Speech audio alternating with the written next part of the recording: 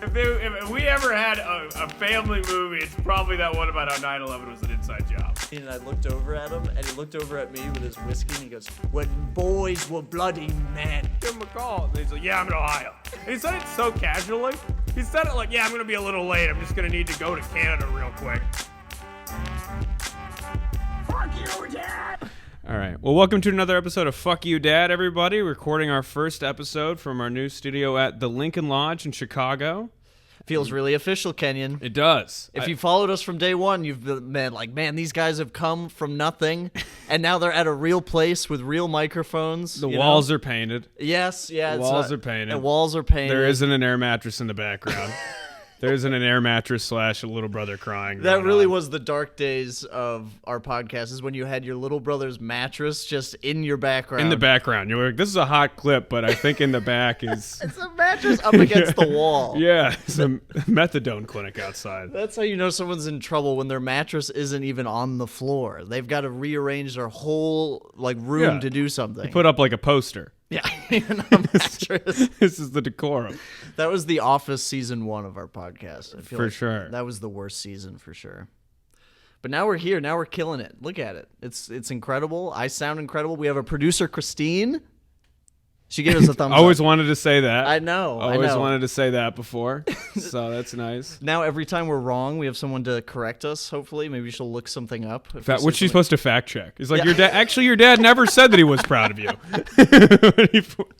We're not really getting into historical facts here. Just have one my of those, childhood. Those stenographers. That's what those trial stenographers your whole life. That would be nice to keep track of stuff. Yeah. It's like, you were never the fastest kid in elementary school.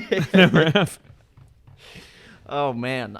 We haven't done a pod just me and you in a long time. In a while. This is exciting. I have some stuff to update on. I did some stuff. What'd you do? Adventures. I went on a trip with my buddies I have a gang of friends. We've all been friends from elementary school. A lot of people every time I tell people that, it's like I tell them I'm going to community college. They're like, "Oh, that's so smart to have those friends." That's such a weird utilitarian way to look at just friends. Yeah. Where it's the ground. But I did that too, and I think that's a kind of a small town thing. Where it's like other people, they move around a lot. They meet a lot of people. It's like, no, the same morons I knew from elementary school. There was no new people in my life. It was just them. It was them and then the other kids, and they didn't like me. So I was just stuck with them for 12 years. I didn't evolve, I got my group and I said, that's them. And I just, we are totally different people. Don't even know if I like my friends from elementary. But you're just, there's so much time into this that I can't. It's like a movie that's bad. I can't turn it off. No. I've committed too much time into the friendships now. Years and years. So it's like you can't just walk away now. No, and they're fun enough. So, and nobody got tired of each other, which I thought was going to happen because we were going on this big journey. We all met in Denver. Okay. And then we were driving to Las Vegas and stopping at national parks on the way. And we were supposed to do mushrooms, but of course, every time, the guy who was supposed to get mushrooms just was like, I didn't get mushrooms. Right. But he's done that to us now 3 different times. They don't tend to be the most motivated people, drug dealers. Yeah. The people who go, I can score you drugs usually aren't driven and they're not educated. They're not ready to go. They don't have, wake up in the morning, suits press kind of type thing. And here's the thing, pre-trip, I was the bad guy because I was because they were talking about getting a lot of mushrooms and driving through Utah. Right, which is a terrible idea. I think that's a bad idea. Utah doesn't even handle regular beer. You could get in trouble for bringing regular 5%. I don't even know what Utah, their head would explode if they saw mushrooms in the car. Well, because if a Mormon takes a mushroom, it's over. You know what I'm saying? If the whole thing's over. It's just done. The whole illusion's broken. Yeah. They're going, who's Joseph Smith? Even though Joseph Smith probably took some mushrooms. Oh, that dude That's was a high on mushrooms. pretty mushroomy trip. He's like, hey, I found some golden tablets in the bag that says Jesus was from Mississippi or whatever. It's like that's a pretty mushroomy thing to say. Yeah. And only I can read this, by the way. Yeah, no one else. Nobody else.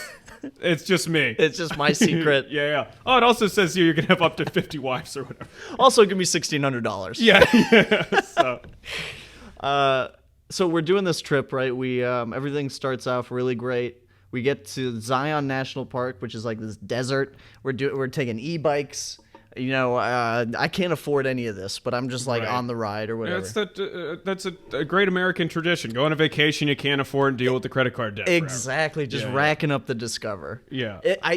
I'm buying stuff with the credit card, and the credit card company keeps sending me an email like, "Hey, you keep buying stuff, but you're out of like you don't have any money. Yeah, like it's over. it's been it's done. done. Like So it's like texting an ex-girlfriend. Exactly. Like it's over. And I just keep doing it, and they're like, "Listen, we're gonna keep charging you. Like you can buy stuff, I guess, but you don't have any money. You should know Yeah. that."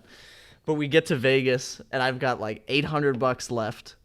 Okay. And all my buddies are like, "Oh, we're gonna go crazy in Vegas." So I was like, "Okay, I'm with them. We're going crazy, gambling, and it's just not going well As gambling sometimes does. as it does." But here's what I learned about Vegas. There's two different types of people in Las Vegas. There's rich people who are trying to ruin their lives for fun. Yeah. And there's poor people who are trying to make a life. Like we're trying to get a life. Well, that's the darkness of gambling. Yeah. because the other people, he's like blowing off steam because it's the only way you get a rush anymore when you have millions of dollars. You just, like, Exactly. throw it down the ground. And then you got us who have like $10 riding on a parlay on the White Sox, and you're trying to make utilities money. So Exactly. it's a much darker thing. No, it was. The It was. stakes are a lot higher. There was a point where I was at a craps table and I was looking my friend in the eye and I was like, "Please roll a 10." Like I've never been more serious for it. I was like, Yeah. "If you roll a 10 on these two dice, like I can afford to get out of here." Essentially. Didn't roll a 10. Never rolls a 10. It's kind of like when you first tried to get me into gambling, there was a period of time where I literally went on YouTube and I searched like successful gambling stories and nothing came up. No, There's of no one on Forbes that put their life saving on like the Mets. There's no, every single story is like a TED talk of like, yeah, and then I lost everything. Yeah. You know? I saw this documentary on Netflix. It was another like true crime thing. And this woman, who unfortunately later got murdered, but she had won like 40 grand on a slot machine in Vegas and then started a small business. Oh, wow. But then it went to shit. Oh, okay. Which is kind of like, I mean, when your capital, like when your main investor is just luck of a slot machine. Yeah. I don't know if the business is really gonna, you know. take off. But that gave me hope. I was like, there are smart people out there that are doing smart things with the gambling money. But Yeah. it didn't happen. And then, so Sunday, this is the last day of the trip, was probably I would say top 5 worst days of my life. Really? Like with no like extra grief. You got Like, a there pretty was- good life. Of one of the worst days of your life is a trip in Vegas. Is a vacation in Vegas. Well, It's one of the worst days of my life. My Delta flight was delayed. There was no appetizers on board. Sounds pretty funny. Obviously, I haven't been through a lot, but this was a lot. Yeah. Because I lost all my money. Sunday morning, my flight is at midnight out of Vegas. Because I'm an idiot. Because I thought, I was like, I'm going to be in Vegas. I'm going to have a blast. I'm going to want to be there all day Sunday. I got the midnight flight. Sunday morning, I wake up. I'm hungover. I'm like puking. I hate myself. I'm like, I got to get out of the city. Like, I'll Right. pay more money. I don't even care. Just like, get me out of the city and to have someone who loves me hug me. Like, that's what the city does to you, is it just wants you. I needed, like, love and attention. Do you think that's like in the Vegas shuttle? Like sometimes they have like a shuttle to hotel, like the out of Vegas shuttle, like is just a caring mom that just goes, "You made a mistake." Yeah. It's like it's okay. Everything's going to be okay. Yeah, just gets you on the forehead. That's why It's just like warm blankets. You're just crying outside. Exactly. That's why prostitutes are so like. That's a big thing in Las Vegas, is because when you lose money, you just want to fucking hug. Yeah, you're like, I don't even want. Just please hug me. Yeah, Just exactly. need Tell someone me to be everything's gonna be okay. right. So I go to the airport early with all my friends who bought reasonable tickets, and I go to the Spirit counter, and I'm looking at all these ticket options, and I go, oh, there's one for today at 3 p.m. Like, let's go. I can get out of here early. Don't give it. I buy the ticket, and then I go to get my boarding pass out of the machine, and the machine goes, "Brr, brr, idiot." Yeah. At Red X. You're not gonna leave. Yeah, no, We're not sorry. done with you yet. And I was like, what the fuck? And then I go up to the Spirit desk, and they're like, yeah, you. She doesn't even look up from the computer. She just like looks at the screen and is typing away, just like. And she's like, yeah, you bought a ticket for tomorrow. Oh. And I was like, God. immediately, I was like, I just bought it 10 minutes ago. Is there anything I can do? And she's just, no. What? And it's just That's like not even. It's like not true at all. You always have like 24 hours. She was just But like, that's with Spirit because you went with the scummiest airline. exactly. No, You I went with the Sopranos at the airline. Yeah, They go, seriously. give me your $200. Yeah, yeah. Oh, you want to get on the plane? That's another $100. Yeah, pretty much. like, Literally oh, you're- paying for the seat. I mean, every hack joke has been done about it. But Yeah. it's like, yeah, you pay for oxygen on the thing. It's Exactly. And so I'm just pissed. So now I'm down like $1,000. I have a useless plane ticket. So I just like wanted to like give up.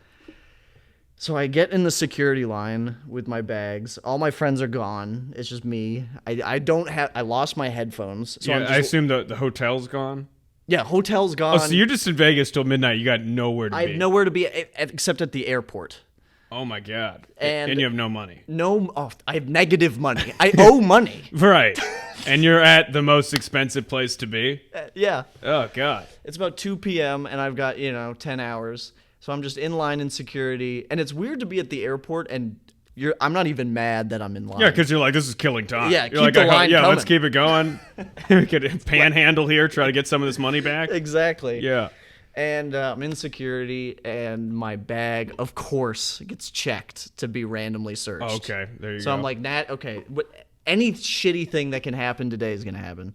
My bag is got pulled, so I wait around for the lady. She's unzipping it. She's like, is there anything that's going to stab me in here? And then I was like, no. And she's reaching around, and she pulls out like a spray can of sunscreen or whatever. Okay. That I didn't even know was in there. So I was like, oh, my bad. And she was like, oh, we can check the bag. You can leave it, blah, blah, blah. And I was just like, at this point, I was just having such a bad day. I was like, let's have a fun joke, let's try to make me feel better. So she was like, do you need the sunscreen? And I just said to her, I was like, oh, I live in Chicago. You can throw away the sunscreen. Right. Okay. It's, whatever, yeah. I'm not Seinfeld on Yeah, the Tonight Show. You were just trying to be nice. Just trying to nice yeah. little jib jab or whatever. She chuckles and throws it away. And then this woman who I don't know if she just must have appeared from hell itself. Yeah. She appears behind me and she goes, actually, skin or sunscreen is to prevent skin cancer, and you can get skin cancer on overcast days no matter what the climate. Oh, well, that's the funnest person at every party. Dude, that's the funnest. What brought you to somebody? Exactly. Like, I'm Yeah. a nice guy. I love everybody. I've never, ever felt this feeling before, but I wanted to be extremely rude to her. Yeah. I've never wanted to be rude to anybody in my life except for her. In that exact moment, I'm like, I've just lost $1,000. I have a plane ticket to nowhere. Also, you're probably going to die of skin cancer, Nick. Yeah, I do. I am very Maybe you got a sunburned. ticket out of this. It's the skin cancer you're probably about to get. And I looked at her and I wanted to just be like, you're a loser, by the way. Nobody likes you. But I just went, yup. I just gave her a quick yup period and Yeah. packed my bag. I go to my gate and I want to say it's all over, but it's not all over. I go to my gate. I just sit there. I fall asleep on my bags. I'm like laying on the floor. I'm just miserable. And it gets to be like midnight. Okay. I have there's shit on my face. I'm like, there's sleep in my eyes. What did you do for 8 hours? I watched Dirty John on Netflix. Oh, there you go. Yep, I watched Dirty John on my phone, and every hour I just kind of stare out the window for 15 minutes and go, God. As you do. Should be like the travel ad for Las Vegas. And people watching in Las Vegas is crazy because it's Yeah, just, they have slot machines in the airport. Oh yeah. Did you think it was? Did you have $4 left that you wanted to make a dream come You know, through? yeah. The gambling was so bad, and I had lost so much that it was like I didn't even want to gamble anymore. It's like when you're so hammered and someone goes like, "Let's have another shot," and your whole body goes like, I like I how can't. you like to explain that like that was a crazy thing. You're like, I suffered the consequences of my own actions so much. It's like I realized that it's exactly what it is. Yeah. It's like, yeah, most people don't gamble, Nick. It's not crazy to not want to gamble anymore. To me, that's a crazy feeling.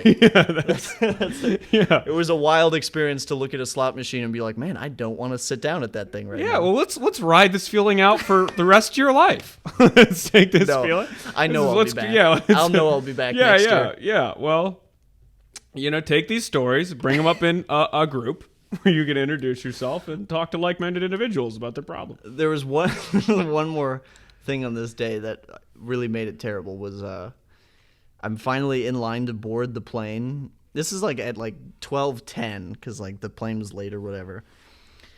And I get up to the scanny thing and I put my piece of paper on the scanny thing and it goes darn, darn, darn.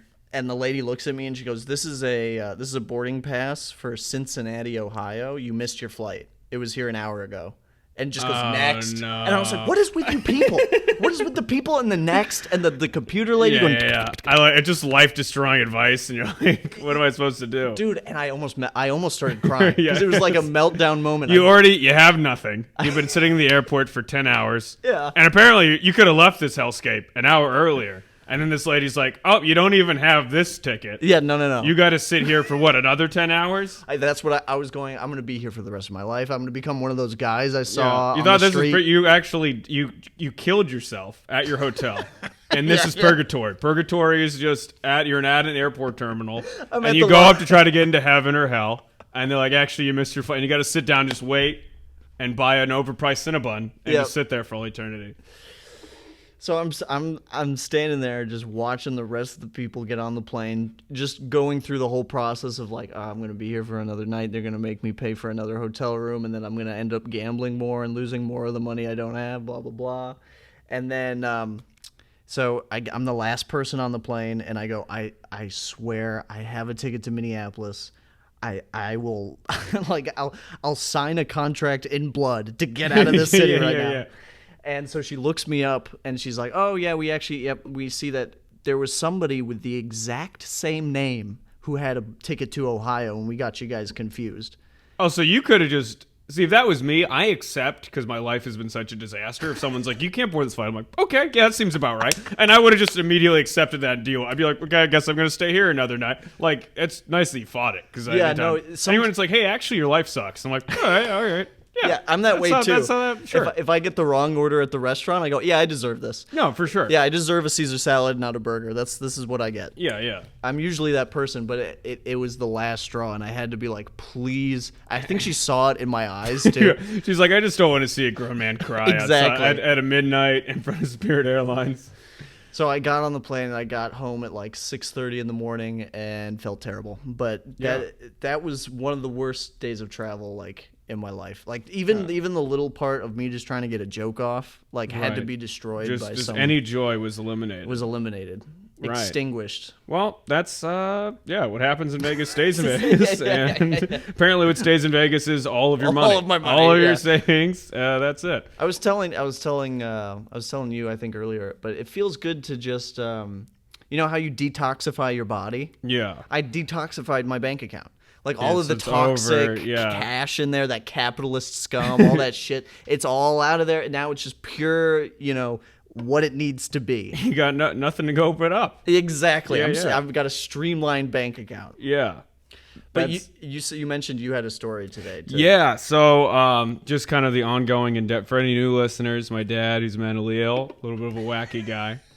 I laugh every time you say it. And he basically, so he does like DoorDash and Postmates sort of things for living's a struggle, but just for some money. Yeah. And this is a man. I love that those apps are taking the place of like, this is a man who probably should be in like government care. Oh yeah, for sure. And they're like, can you deliver a pizza? I know. No, there's no actual help. So they're like, hey, you're in the throes of hell, but if you want to hand me a taco while you're there, that'd be great. No, not a mental hospital. You get in a car and I give you some Taco Bell and you bring it to somebody with money and help. Yeah. That's probably what you should be up to. So he does that. He's always talking about getting to passengers. So I was like, let's not be doing that. Let's not be doing. What do you mean? Like doing normal Uber and Lyft driving. He's like, you make more money. It'd be like boarding the Willy Wonka car. Yeah. He goes through the tunnel and he's like, there's no way to know where we're going. Like that is what getting Uber driver my dad is. He's like, where we're going? He's like, to ground zero to show you how there is thermite in the base of the Twin Towers. There's just weird pictures of bugs taped to the window. Like, whoa. Yeah. So.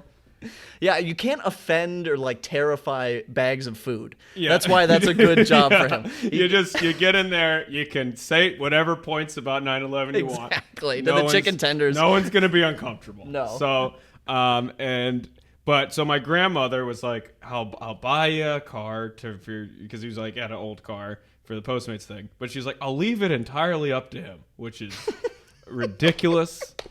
Insane thing to do. I'll let my 6-year-old pick what he wants to eat for dinner. And then my dad was basically like, first car of choice, of course, Tesla.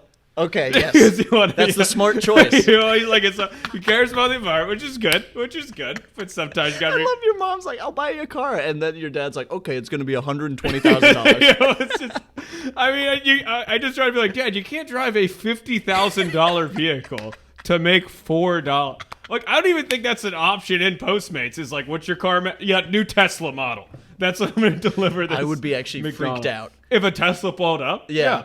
You'd And- be like, and- oh, part of like an international hit. Yeah. You'd be like, Are you a human trafficker or "Yo, something? Why are what's you doing going on?" this? You'd be like, just sell the Tesla. Yeah. Just sell the Tesla, and you'd be done. So he got talked down the Tesla, then he got really obscenely into Priuses. Okay. To where he was like he would just rattle out facts. Like you're hanging out with him. He's like, the thing about the Prius V, it goes 20 miles, but the other Prius, it does it. And it's just like, it was nice from the other rants. So I was like, we keep talking about Priuses. yeah, But it's it was not also about like, QAnon or anything. yeah, but it's also one of the most hated cars that there. Like nobody cares. I mean, nice gas mileage or whatever, but it's just funny to hear someone like obsess over. Yeah, there's not Priuses. really like a Prius racing club or anything. You Yeah. don't see many guys with like a Prius jacket being Yeah. like, I got a Prius. Yeah, it's that, but that's I had a Prius neck tattoo. This man bleeds Prius. I mean, he knows the models. It's all this man's talking about. But because he went to go try to get a car with my brother because they found like some affordable used Priuses. Get to the lot, and the guy, the only car salesman in the universe has probably said this. He's like, yeah, we're kind of chill here, so we're not gonna pester you. Just like you can look and come grab us if you. Oh, your want dad's to. not having that. No, he's already just like hates the guy out of the gate. Anybody with a tie Yeah. on, your Just, dad's like, yeah, that guy's oh, out to fuck, get he's, me. he's like my dad. Fuck him. Yeah.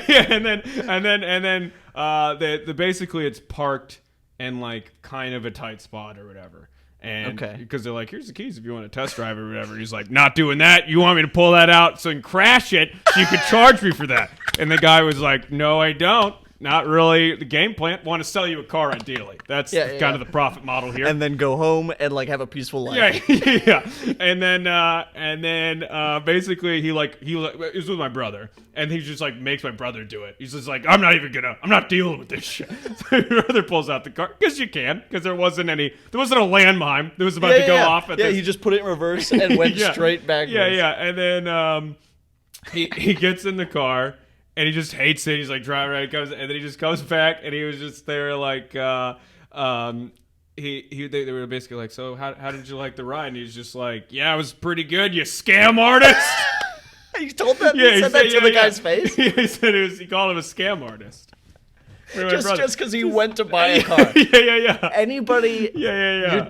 Your dad is just. Oh my god, I gotta meet him. Yeah, no, we'll have him on the pod. We have to. Yeah. Because Yeah. that's what you want to say. That's what everyone wants to say at a car salesman. No, it's like matter he's what. not necessarily wrong that on some level the car sales is a scam. Well, everyone's a scam Yeah, but artist. it's like that. Yeah, it was not necessary in this context whatsoever.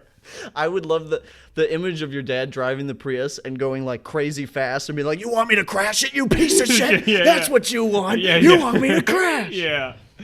No, it was. Oh my god, that's so fucking funny. Yeah. So he ended up not getting it. No, and I think as of right now, there's a car being sent to him, but it was Okay. basically the other car he was driving until it literally stopped working. And it was like the last time I was hanging out with him, it was one of those things where like we drove somewhere for lunch. He's like, you got to have Uber or Lyft up because it's a 50% chance this car starts again. Oh wow. Like it was just like we went out for lunch. You're like, we may all go home in a little. That might be the last of the car. It's just it's kind of cool because it makes it like a group activity when you start the car. Like, Yeah. it's like gambling. You're It just is. sort of like, well, are we gonna make it? You Are know? we gonna have a shitty rest of the day? Yeah. Oh no. Yeah. I was stranded there. So My dad, so he actually came. This is just a quick one, and then we'll head out. But my dad, he came and visited Chicago for the first time since I've been living here. I've been living here for 3 years. My parents have never come to visit, right. and they only come because my dad is at some STD conference, some science conference Okay. about STDs. Which he I like how thinks, you're like your dad like found a new cure to AIDS, and you're like, yeah, he was doing this STD conference that like solved a global problem, and you're just like, yeah, whatever. He was doing whatever his little thing is, but he didn't care about he didn't care about me doing AIDS at a bar show or whatever. No, he did not. Yeah. But my mom thought that was the funniest thing in the world. She was like, "Oh, you should talk about it in your stand-up. How your dad goes to meetings about STDs." Well, it is a disease. Isn't he in science? Like, Yeah, that's a no, thing for that is the solve. thing he does. He Yeah. that's his thing. But he was in town, so he was visiting, and he had this big plan. He was like, I'm going to take you out to this nice steakhouse, Gene and Giorgetti's. He was like, I love it. It's a classic steakhouse, blah, blah, blah. And I was like, okay, sounds good. And I show up to the hotel room, and all I said to him when I first got there was just like, he was like, oh, you ready to go? I was like, yeah, my stomach hurts just a little bit, so I'm going to take some Tums or whatever. And he was like, what? I was like, yeah, my stomach hurts like a little bit. And he goes, oh, for fuck's sake. he was so genuinely mad. pissed. Yeah, he was like, I told you I want to go to this steakhouse. Now you're going to be there and you're not going to enjoy it. And I was like, no, Dad, I'll be fine. I'll enjoy it. I just mentioned I have a little bit of a stomach ache, probably anxiety because you're a fucking crazy person and I have to see you. That's probably what it is. You're in a steakhouse and you're going to be like just the cheapest thing there. Yeah, exactly. You know what I mean? Yeah. And he's just like, oh, you're not going to fucking enjoy it. You're going to be miserable. You're going to be miserable. And I'm like, Is he just like a prophet of doom? I don't understand. Well, that's his scenario. It's over, man. It's like it's already over. The one thing I said, and then he calls the restaurant. He calls Gene and Giorgetti. He goes, it's cancel the reservation. We didn't end. Dude, it's like in 30 seconds? Yeah. No. This so is like insane. 45 seconds of just like, all I said was that I had a stomach ache, and that just hurricaned into canceling the dinner plans, going to some shitty pub for like 20 minutes, and then we ate quickly, had like 2 beers, and he was like, well, that's that. That's what he said at the end of our dinner. He said, that's like, that. I hope you're happy with your little hurt stomach there. Yeah, he goes, I'm going to walk home. He just like paid the bill and walked home. It was the weirdest.